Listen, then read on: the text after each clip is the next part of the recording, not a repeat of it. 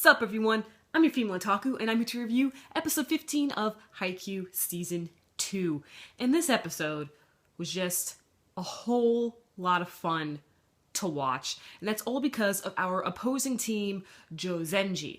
And these guys, they don't have any sort of strategy, they don't really have any plan, they kind of just go with the flow, and all they care about is to have fun. And I was pretty into it for a while, because I was all like, sweet, this is the best kind of sportsmanship you can have. Like, they don't really mind if they win or lose. No matter what, all they want to do is to just have a ton of fun, just enjoy what they are doing. And we have Karasuno. They were kind of neck and neck for a while with Johzenji. And I thought that was pretty interesting. Like, even though Johzenji were just there just to have fun, they still, were keeping it up pretty well. But then, Karasuno ended up winning the first set, and we're about to see the second set in the next episode.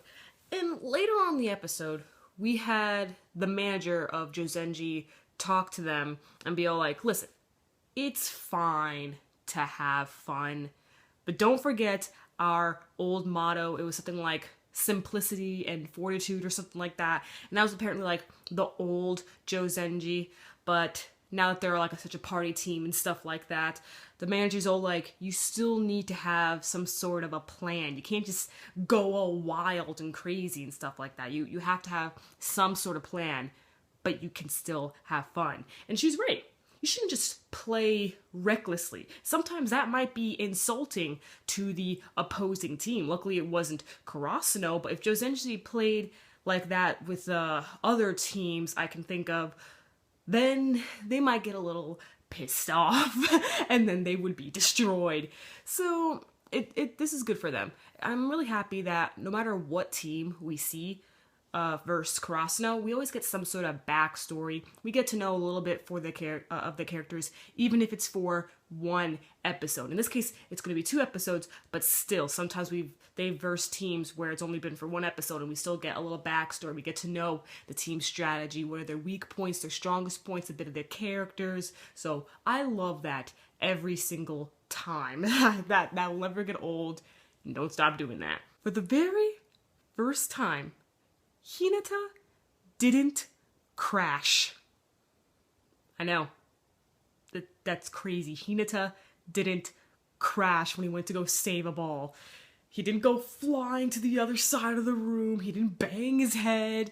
No, he actually jumped off the wall and was able to save the ball.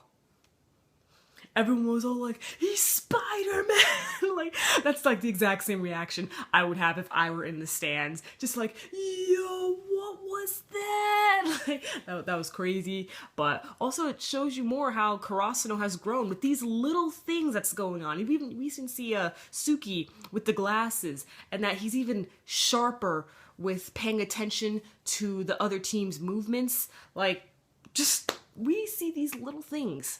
We notice these little things, and how that helps with Karasuno's growth. And that's awesome.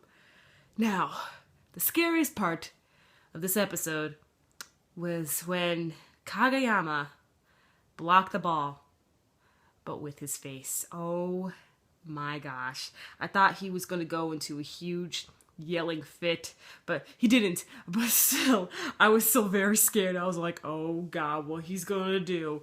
But he ended up having to sit out since his nose kept on bleeding for a long time. Like, oh my goodness. Like, at first, when I saw Kageyama block, I was like, when I thought it was with his hands, I was just all like, oh sweet, this is one of the few times we see Kageyama block. But then we see that it actually slammed into his face. That was a Hinata moment. That was a Hinata moment. Kageyama just had a Hinata moment.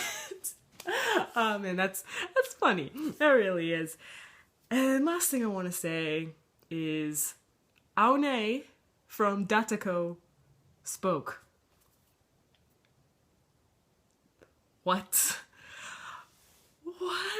I was so shocked. He spoke. It was for a little bit, but he spoke. And it was about Hinata, so that was pretty interesting. Well, Catch tomorrow as I review Dimension W, Haikyuu Genso no Grimgar, Ruby Volume 3, and react to Nijiro Days. I'm your female otaku, sayonara.